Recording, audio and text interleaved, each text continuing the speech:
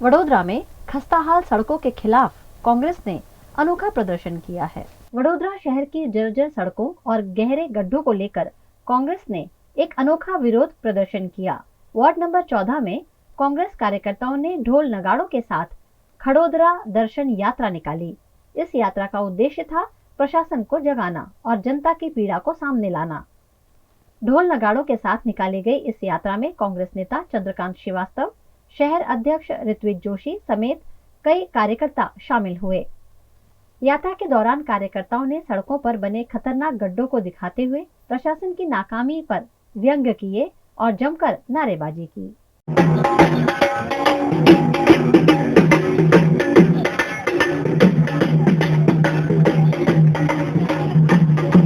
તમે ચોથી જાગીર છે, તમને દેખાય છે કે નહીં? અહીંયા ખાડો છે, આ અંતિમ ક્રિયાનો રોડ છે। માણસ મરી ગયા પછી જે ચિતા સૈયા પર જે સુવા જાય છે ત્યારે એના પરિજનો, એના બધા લોકો એને કાંધા પર લઈ અને સ્મશાન આવતા હોય અને એ પણ પડી જાય, એમને પણ વાગે। આ કેવા તમારી સ્માર્ટ સિટી છે, કેવો તમારો બરોડા શહેર છે। પાછળ સિયાજીરાવ ગાયકવાડની નગરી જેની અંદર નવનાથ મૂકેલા, નવનાથ બી છે, તો એ લોકોને પણ પડે છે। એટલે આ ઊંઘેલો તંત્ર અને ભ્રષ્ટાચારી તંત્રને જગાડવાનો આ અમારો એક પ્રયાસ છે।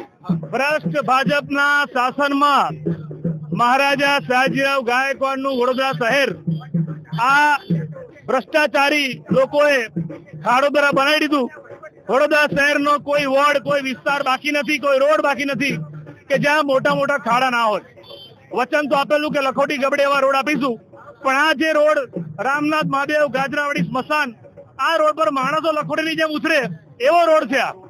આટલા વર્ષોથી આ રોડની આવી દયનીય સ્થિતિ છે। અને આ વિસ્તાર વોર્ડ નંબર 14 માં આવે। વોર્ડ નંબર 14 માં 4 કોર્પોરેટરો ભાજપના છે, કોઈ અહીંયા જોવા નથી આવ્યું। આ વિધાનસભા રાવપુરા લાગે, ધારાસભ્ય પોતે વિધાનસભામાં દંડક છે, મોનિટર, એ પણ અહીંથી જતા હશે ઘણી વખત, એમને પણ આ ફરિયાદ નથી સાંભળી। અને જે સાંસદ જે મોટી મોટી વાતો કરે, આ કોઈ પ્રજાના વોટ લઈને ઘરે બેસી ગયા, એસી ગાડીમાં ફરવાનું, એસી બંગલામાં રહેવાનું, એસી ઓફિસમાં બેસવાનું અને પ્રજાને રસ્તે રજડતી મૂકી દીધી છે। ત્યારે કોંગ્રેસ પાર્ટી છેલ્લા 3 દિવસથી ખાડોદરા દર્શન યાત્રા લઈને અમે નીકળ્યા છે। આપ જાણો છો કે વોર્ડ નંબર 12 માં બિલમાંથી અમે શરૂઆત કરી। જે વોર્ડ નંબર 12 માં આવે ત્યાં જયારે અમે આંદોલન કર્યું સ્થાનિકોને લઈને, રાતોરાત ત્યાં રોડ બનાવવાનું કામ ચાલુ થઈ ગયું।